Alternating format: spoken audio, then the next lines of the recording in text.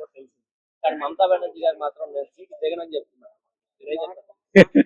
దిగపోతే తోసేస్తారు. కానీ ఇప్పుడు భారతదేశంలో చాలా అడ్డంకిగా సంఖలో చెగ్గట్లా తయారైనటువంటి పశ్చిమ బెంగాల్ ముఖ్యమంత్రి మమతా బెనర్జీ గారు ఓడిపోవడం చాలా సంతోషమైన వార్త. ఎందుకు వార్త అంటున్నానంటే అక్కడ జరుగుతున్నటువంటి పరిణామాలు ఎన్నో విధాలుగా అక్కడ ఉన్నటువంటి ప్రజలను ఇబ్బంది పెడుతూ, హిందువులను ఇబ్బంది పెడుతూ కర్కశంగా ప్రవర్తించినటువంటి వ్యక్తి, ఈ దుర్మార్గంగా మారినటువంటి వ్యక్తి మమతా బెనర్జీ. ఆమె కోరల నుంచి, ఆమె కబంధ హస్తాల నుంచి రాష్ట్రాన్ని ఈవేళ బీజేపీ గెలుచుకోవడం చాలా చారిత్రాత్మక విషయంగా చెప్పుకోవచ్చు. ఎందుకంటే ఆమె చేసిన అన్యాయం అంతా ఇంత కాదు. ఎంతో మందిని చొరబాటుదారుల్ని ఆహ్వానించి దేశంలోకి రప్పించి వాళ్ళకి అన్ని సౌకర్యాలు కల్పించి ఆధార్ కార్డులు, ఓటర్ కార్డులు ఇప్పించి మతోన్మాదుల్ని తయారు చేసి ఇష్టానుసారంగా దేశాన్ని అస్థిరపరచాలనేటటువంటి ఉద్దేశంతో సర్వనాశనం చేయాలనే ఆలోచనతో దుర్మార్గంగా ప్రవర్తించినటువంటి వ్యక్తి మమతా బెనర్జీ గారు.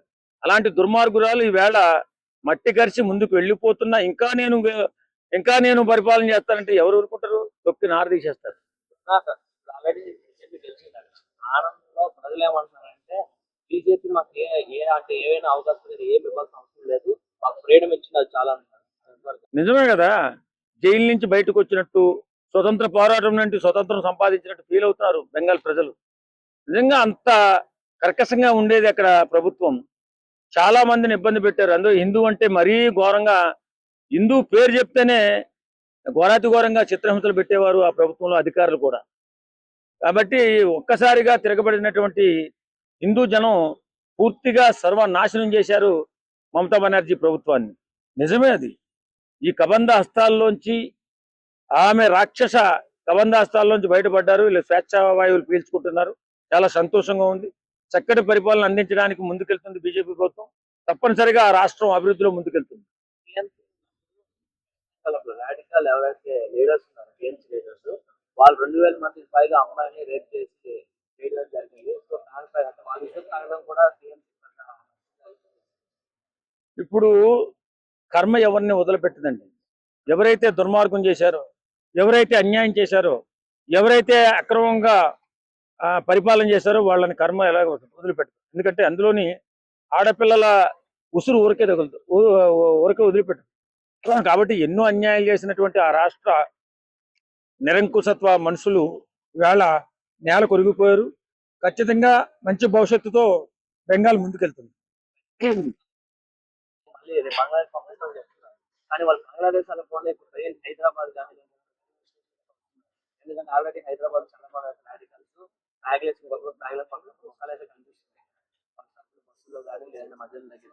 దానికి ఏం చేస్తారు? ఖచ్చితంగా వీళ్ళని గుర్తించి తప్పనిసరిగా వాళ్ళ దేశం పంపించారు. ఎందుకంటే బీజేపీ ప్రభుత్వం గెలిచిన తర్వాత అన్ని రాష్ట్రాల్లో కూడా చెల్లాచెదురుగా వెళ్ళిపోయి ముస్లిం ఏరియాలు ఎక్కడైతే ఉన్నాయో అక్కడ తలదాచుకుంటున్నారని చెప్పి వింటున్నాం. ఏదేమైనా ఇక్కడ ఉన్నటువంటి ముస్లింస్కి ఒక విన్నపం, అయ్యా ఈవేళ మన దేశం ఎంతో అభివృద్ధిలో ముందుకెళ్తుంది. ఎక్కడా కూడా ఎలాంటి మత కలహాలు లేకుండా అద్భుతంగా ముందుకెళ్తుంది. ఇలాంటి వారిని ప్రోత్సహించకండి, వారికి ఆశ్రమం కల్పించకండి. ఎవరైతే ఇతర దేశాల నుంచి, బంగ్లాదేశ్ నుంచి వచ్చినటువంటి వాళ్ళు ఉన్నారో వాళ్ళని ఖచ్చితంగా వారి దేశాలకు పంపించడానికి అవకాశం కల్పించండి. మీరు ఆశ్రమం కల్పించి మీరు ముద్దాయిలుగా మారకండి అని చెప్పి కోరుకుంటున్నాం. ఖచ్చితంగా బెంగాల్ ప్రజలు స్వేచ్ఛావాయువులు పీల్చుకుంటున్నారు. ఇక అంతా మంచి జరుగుతుంది.